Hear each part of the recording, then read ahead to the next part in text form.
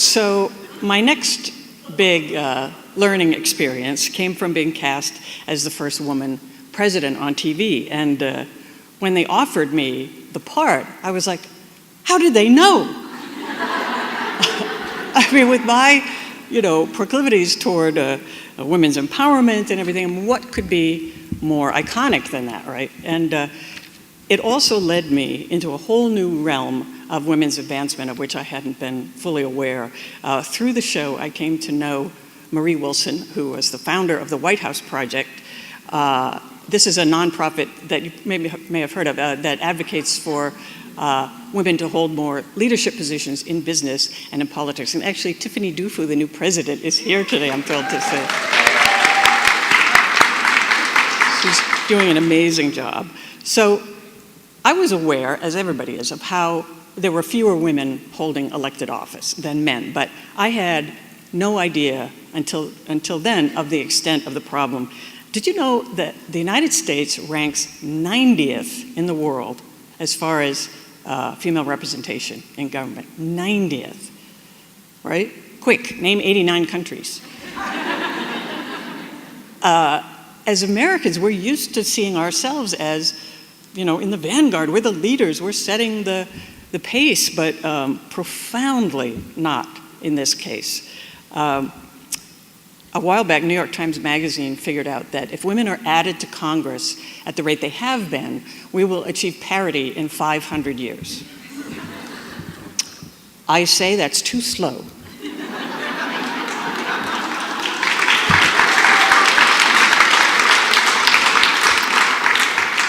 I say that we vow right here at the Women's Funding Network Summit to cut that in half.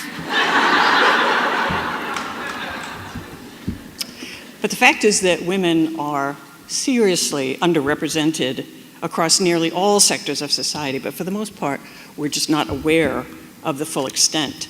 About 2 years ago, the White House Project released a benchmark report where they looked at 10 sectors of society, like academia, business, law, politics, the media, sports, etc., to find the percentage of women in positions of authority. And the average across the board of all these 10 most important sectors of society was 18%, with just little variations like that. How is that possible? Across all sectors of society, everything has stalled out at about 18%. But that number, 17, 18%, is all around us if you look for it. For example, the number of women in Congress is 16%. 17% of movie narrators are women, and that's also the percentage of women in the Animators Guild. My body fat is 17%. It's strange how often that comes up. But you have to think about, why would the percentage of women in leadership positions stagnate at about 17 or 18%? Here's another figure. The percentage of women in crowd scenes in movies is 17%. So could it be that if all the media that we are consuming, the entertainment media, has this huge imbalance, couldn't it be that looks normal to us, that we cease to see it? We don't recognize it because it looks normal. So that when there's 1 or 2 women on a board, we have a couple of tenured professors, we have a couple of female law partners, they feel done. It looks normal to us. We're not seeing images of women and men sharing the sandbox equally. We're not walking into situations and saying, hey, this body of people is not half women. It looks weird.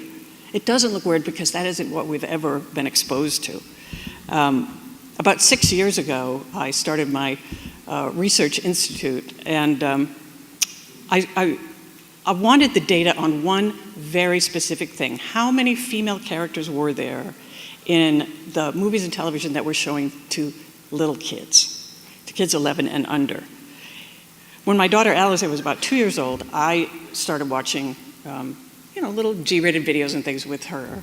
And so with this, spidey sense I had about women's roles in media, I immediately was stunned to see what I thought was a huge gender imbalance.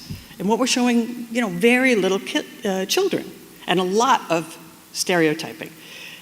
So I checked with my friends. I asked a lot of my girlfriends, did you notice that in that movie that just came out, that there was only one woman, one female character, besides the mother that gets killed in the first 5 minutes, and nobody had noticed until I pointed it out. So it occurred to me as a mother, and in the 21st century, that we should be showing boys and girls, obviously, boys and girls sharing the sandbox equally.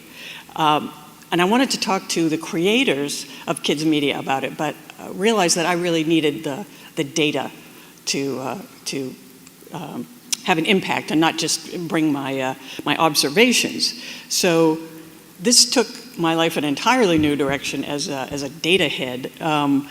I have learned firsthand the power of research and the fact that research and data and facts dispel myths and rumors.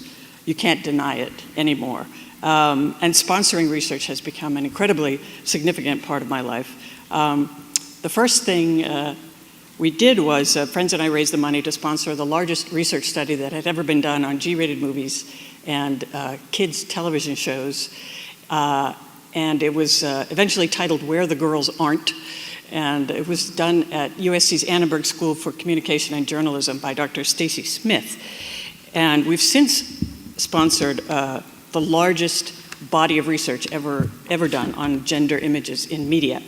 And the results are stunning. The worldview that our culture is reflecting to children is very, very unbalanced. In G and PG-13 films, for every one female character, there are 3 male characters. And as I said, it's worse when there's group or crowd scenes. And significantly, we've studied now a 20-year period from 1990 to 2010. There was no improvement in those numbers during the entire 20 years. I shouldn't say no, because if people are really into data, I shouldn't say no improvement. There was enough improvement that we will achieve parity in 700 years. So I shouldn't discount that. Of the female characters that did exist, the vast majority were highly stereotyped, narrowly stereotyped or hypersexualized. Get this, in G-rated animated movies, the female characters wear the same percentage of sexually revealing clothing as the female characters in R-rated movies. And also in animated films, because you can draw a character any way you want, very, very often the female characters' waists are so tiny that it's questionable if a spinal column could actually fit in there. And one of the most common occupations early on that we learned about G-rated movies was royalty for female characters, which is, a nice gig if you can get it. So what message are we sending to very little boys and girls from the very beginning at a very vulnerable age if the female characters are one-dimensional, sidelined, serving the function of eye candy, hypersexualized, or simply not there at all? We are telling them that women and girls are less valuable than men and boys. We're telling them that women and girls don't take up half the space in the world. There's no 2-year-old girl who's going to look at a movie or entertainment and say, well, I don't see myself fairly represented up there. Where am I? They just absorb it. They just take it in. And the message is sinking in, because the more hours of television a girl watches, the fewer options she thinks she has in life. And the more hours a boy watches, the more sexist his views become. So clearly there's a powerful negative message coming across in what children are seeing from the very beginning. And so in effect, we are enculturating generation after generation to see women and girls as less important than men and boys. And this happened to all of us, by the way. As long as there's been entertainment media, there's been this big imbalance. And when we were kids, it was the case. We were raised on very few female characters and few that we wanted to grow up to be like. I mean, I evidently wanted to be a homesteader in the Old West. My best friend and I, every day after school, would play at being heroes in Western TV shows. And because I was taller, I would always be the father, and she would be my son.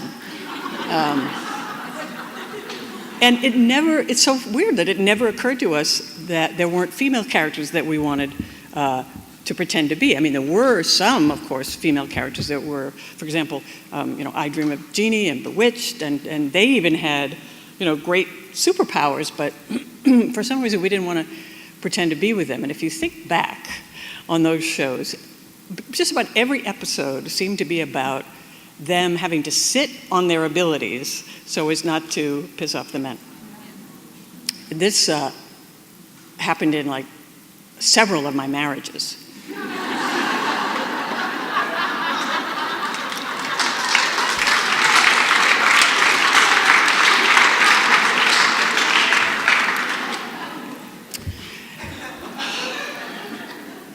But gender inequalities remain deeply entrenched all around the world. Everywhere we look, women in all parts of the world are suffering violence and discrimination and are profoundly underrepresented in decision-making processes, which of course is true right here in our own backyard. For example, the national statistic on domestic violence being that 1 in 4 American women will experience domestic violence in her lifetime, a number which is unbearable. And it would not be the case that fully 25% of us will experience domestic violence if women were truly seen as equals in our society, truly seen that way. So clearly, gender equality is an idea whose time has more than come, as all of you are so well aware and working on. So why has progress stalled out in many areas? One reason, I think, is that it's a very human trait to want to think that we're done with something. Well, that's finished. That was, in fact, a very common response before I had the data to people. If I said, there's fewer female characters, and they would say, no, that's been fixed. But it wasn't until I had the data that people could see it. People are periodically announcing in the media, in the news that things are better now for women actors, but it's not the case because the ratio of male to female characters has been the same since 1946. Or people believe that the change is happening on its own, that gradually things are getting better. We don't have to really do too much about it because things change for the better on their own. The invisibility and hypersexualization and disempowerment of women and girls in the media are crying out for change. But as we know, in every area, change doesn't happen easily, and there is a tendency for change to stall out. So what can we do? In medicine, very often the cure comes from the same source as the disease, right? So the good news is, as powerful as media is, it can have a positive impact. It can actually create opportunities to overcome social and cultural barriers. For example, we know that if girls watch female characters in unstereotyped activities, they are more likely to pursue non-traditional vocations later on in life. In other words, if they see it, they can be it. Like Bill and Melinda Gates, I like to consider myself an impatient optimist. And I imagine that all of you can think of yourselves that way. And the time for change is now. And the great thing is that we have incredible agents of change filling this room. All of us are powerful agents of change. And we embrace what Dr. Martin Luther King called the fierce urgency of now.